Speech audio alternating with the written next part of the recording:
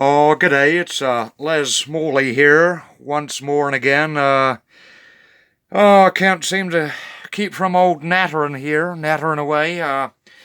But anyway, suppose it's 'cause I'm at a bit of a loose end. But what's the harm in it anyway? So, it were later that next day. Spent the night in the old Falcon down a darkened nook off of old Moray there.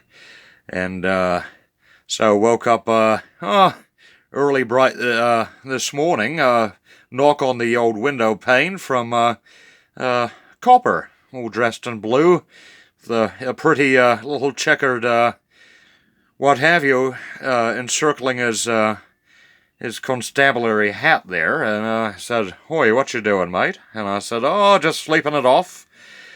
He checked to see that my key wasn't in the ignition, which I made plainly certain it wasn't, and he seemed a bit disappointed in that. And he said as much. He said, "Mate, I can tow you're 3 sheets to the wind. If your key were in that ignition there, I'd have you."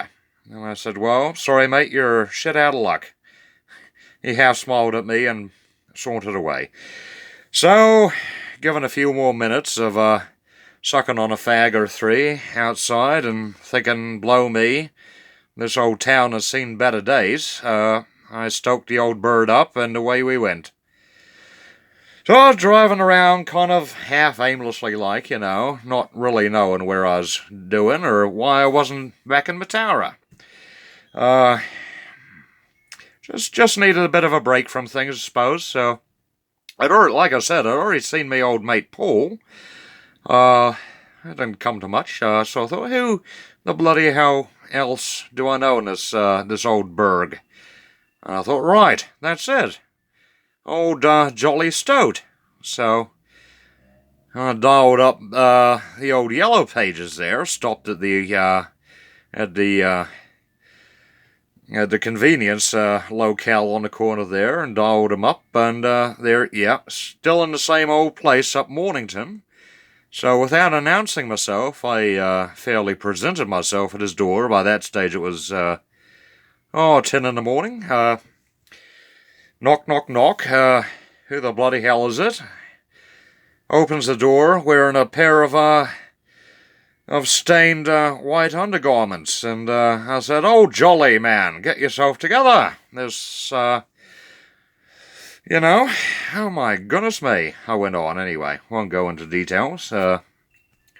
So he invites us in after a few minutes rubbing his scalp, and sits himself down and says, "Old Les, I haven't seen you in an age." And I said, "Likewise." And I said, "I reckon, Jolly, we need to be doing something with ourselves today. What you reckon?" He kind of took a few more scratches at the scalp and looked me dead in the eye and said, "Les, it's been an age since I've been behind a karaoke mic." I thought to myself, bloody karaoke. What's become of you, old Jolly? Jesus. Anyway, so it was like he snapped into life. He said, "Right, let me get myself together." He said, "I'll just have a shave." So I sat there, opened his refrigerator there, and found myself a pint of Spates, what became a pint of Spates, from the pouring, and I was sitting there, thumbing my fingers on the table there, thinking, what the bloody hell's taken old Jolly so long? I finally got up off the sofa there and strolled nonchalantly to the bathroom. Knock, knock, knock. "Hold on a sec, I'm shaving." I said, "I know you're bloody shaving, Joel." What, you're shaving yourself head to foot? And I'm not joking you when I say, yes, he bloody was. He cracked the door. The few hairs on his head that he had left, bugger was only in his late 30s, or is, were gone.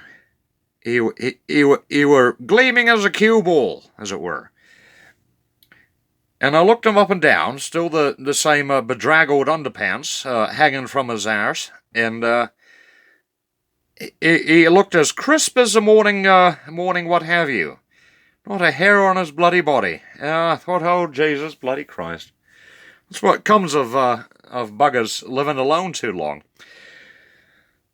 Anyway, so I went outside and had myself another fag, and momentarily old Joel appeared, looking very crisp and very bold. So off in the old Falcon we toddled. I said, "Where we going, Joel?" And he said, "I haven't been to the North Tyree Tavern in some time now, there, old Les. What say we take a whirl, see what's afoot?"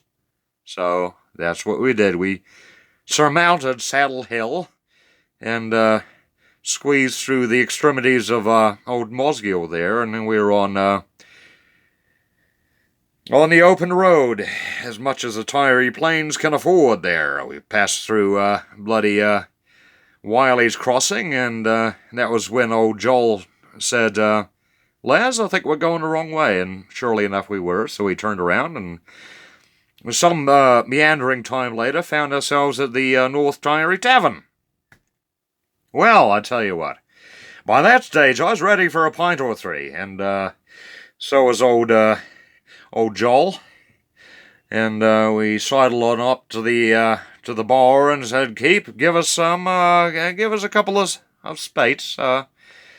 Matter, of course, he was pulling on taps before we even slapped our hands down the bar counter there. It's either that or DB, you know.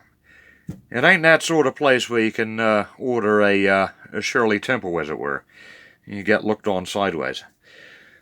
So as time progressed and the day drew into early evening, old Joel was feeling the merriment of the hour, and he said, "Lads, this is what I came here for.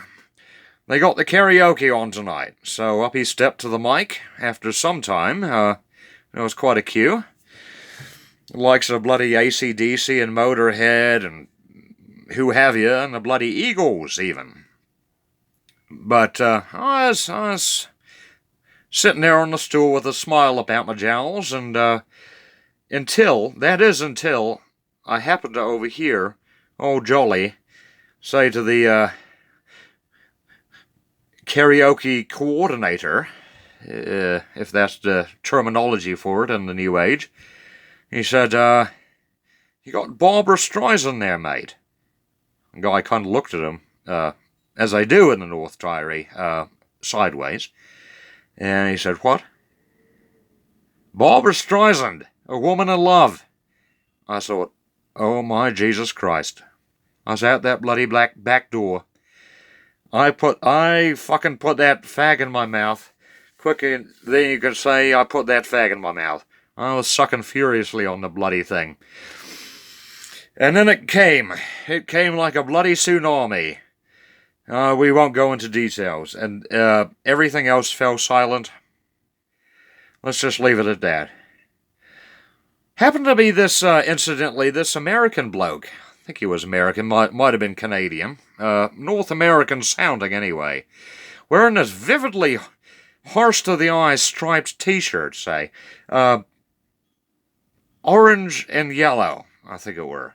It exasperated his rolls. He was just fair spilling out of himself. And these unmentionable plaid shorts came down to his, if you can call them shorts, came down to his bald white kneecaps. He comes over to me and slaps me square on the shoulder and says, "Hey, buddy." And I turns around, taking offense.